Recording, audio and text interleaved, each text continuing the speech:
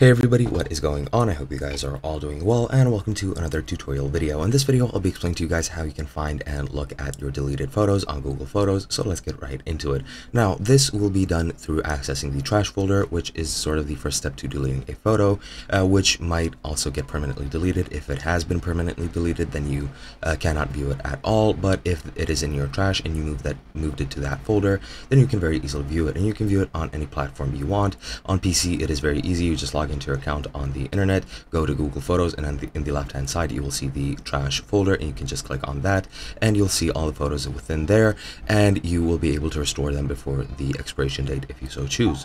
On Android, it is a bit different. You just need to go and log into the app, and at the bottom you'll see library, and just go into the trash, and you can touch and hold the photo to restore it if you so choose, and you can also tap restore, and the photo will be back either in your photo gallery, your Google Photo Gallery, or in any albums it was in.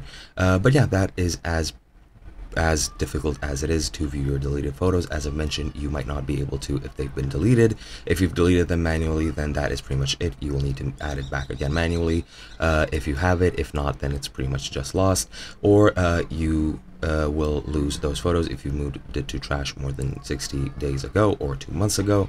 You moved it to the trash and then emptied it, as I've mentioned previously, or if you've moved it more than 30 days ago on Android 11 and up, and it wasn't backed up. I'm not sure for the iOS version, so I won't be commenting on that. Or if you've permanently deleted it from your gallery app without backing it up first, and that is pretty much all there is to it. You won't be able to find them if these conditions apply, or if they don't, you'll be able to look at them in the trash.